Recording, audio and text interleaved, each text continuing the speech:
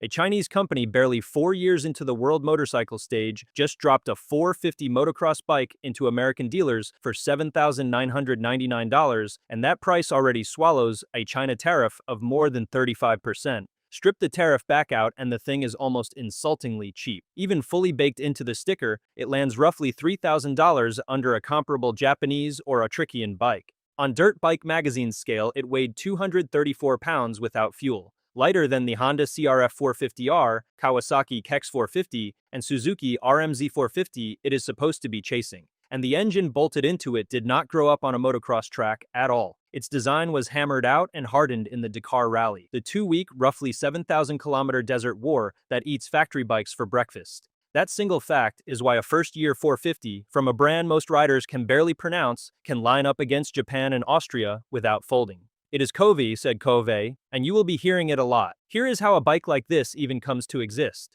Kove was founded in 2007 in Chongqing, the Chinese megacity that is also home to motorcycle giants like Lifan, Lonxin, and Zhongshan, so the supplier base and manufacturing muscle were already on its doorstep. The founder, Zhang Sui, is a former enduro racer, which matters because the company's roots are in the dirt rather than in cheap commuter scooters. For years, it built enduro and small displacement machines for the home market before its international debut at EICMA in Milan in 2022, where Zhang Shui said plainly that the brand was going world stage racing. What separates Kove from the wave of Chinese outfits that clone a Japanese bike, sell a few thousand and vanish, is that it develops and builds its own engines, frames, and final assembly in-house, rather than bolting together other people's parts. Then came the move that changed everything. In January 2023, Kove showed up at the Dakar in Saudi Arabia with 3 450 Rally factory bikes and 3 Chinese riders who had never done international roadbook navigation racing in their lives.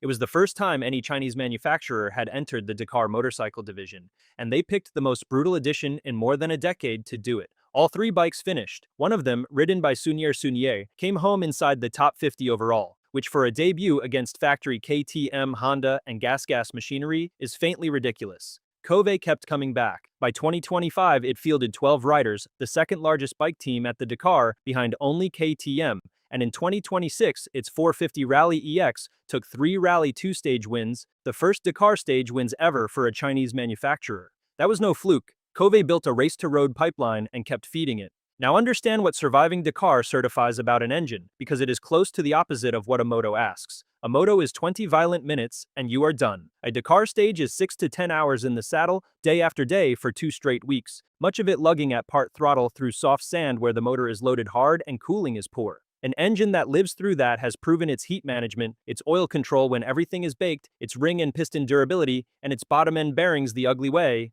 out in the dunes where a failure ends your race. Those are exactly the parts that grenade first on a green engine from an unproven factory. By deriving the MX450's motor from that rally program instead of a clean-sheet motocross engine, Kove skipped the most dangerous phase of any new engine's life, the stretch where it teaches you what it cannot survive. The motor itself is a 449 liquid-cooled single with a single overhead cam working 4 valves, and the layout carries an unmistakable Honda flavor, right down to the compact head that lets the engine sit low and short for better mass centralization.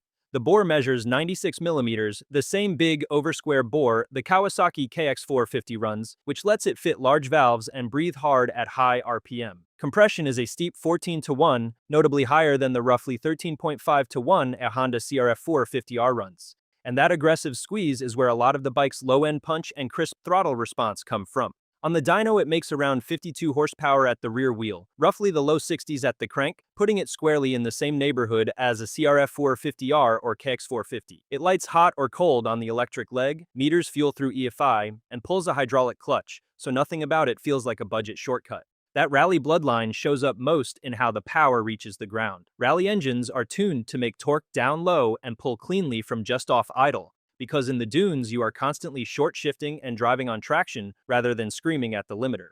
Kove kept that fat, tractable bottom end and then hunted for more over the top to make it a motocross weapon. On a track, the payoff is a motor that hooks up hard off the face of a berm and rolls into a strong, meaty mid-range, so you can grab a taller gear, short shift, and let the rear tire drive instead of lighting up and spinning. Delivery like that is easier to ride fast at 90% effort, which is exactly where lap times are set, and it spares your forearms the arm pump a high-strung 450 beats into you over a long moto. The trap in transplanting a rally engine into a motocross bike is gearing, And this is the one place the early Kove genuinely stumbled. Rally bikes run very tall overall gearing so they can cover ground and hold highway speeds on the liaison sections between stages, and the prototype dirt bike road carried that rally box straight over. It was geared so tall that around Glen Helen's national track, it never even needed third. And first was so long the motor lugged badly enough to threaten a stall in every tight corner. For production, Kove threw out the Rally 6-speed and built a close ratio 5-speed with proper motocross ratios. Same strong engine, much shorter gears, and now it drives off corners and out of ruts the way a 450 is supposed to.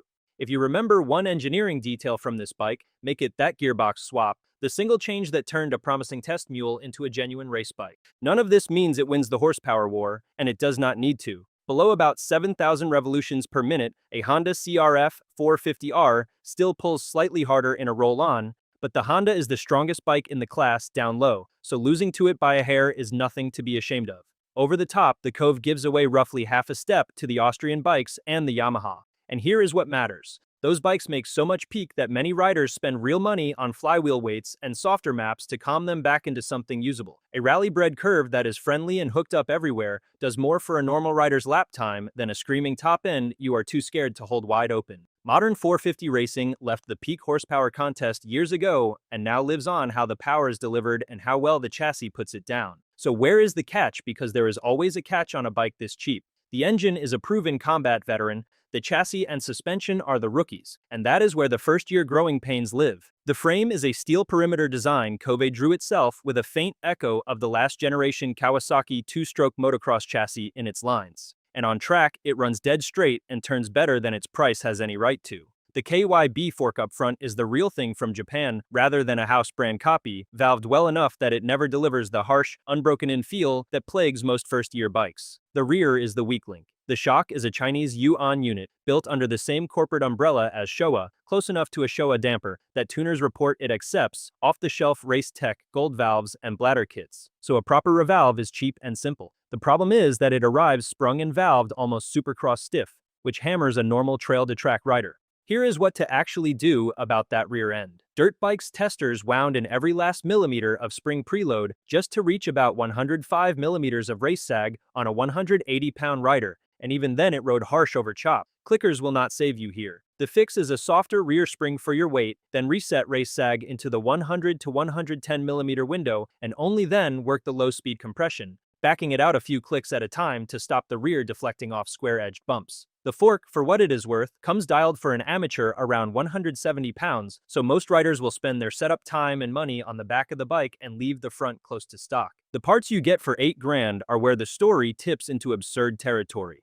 The wheels, meaning the rims, hubs, and spokes, come from GLM in Italy, so there is genuine European hardware rolling under a bike that undercuts everything else in the showroom. The split triple clamps are machined from billet and finished cleanly enough to pass for European aftermarket pieces. The exhaust and foot pegs are titanium, and the brakes come from Taisco, landing between Brembo and Nissin in feel, with a rear caliper close enough to a Nissin to run Honda brake pads. And the electronics are no afterthought. A bar-mounted switch gives you 2 selectable maps, launch control for the gate, and a lap timer, while quick shift is built in and stays live unless you physically unplug a wire. Launch control earns its keep more than it sounds. Trimming power and RPM through the first couple of gears so you can pin it off the line without the front wheel climbing and looping you out, which is how a good jump turns into an actual hole shot. It is not flawless, and pretending otherwise would insult you. Both engine maps still hiccup and burp with a light lean stumble at certain throttle openings. Almost certainly the high 14:1 compression meeting fueling that is not fully sorted, so it reads as more of an annoyance for your ears than a real hit to your lap times.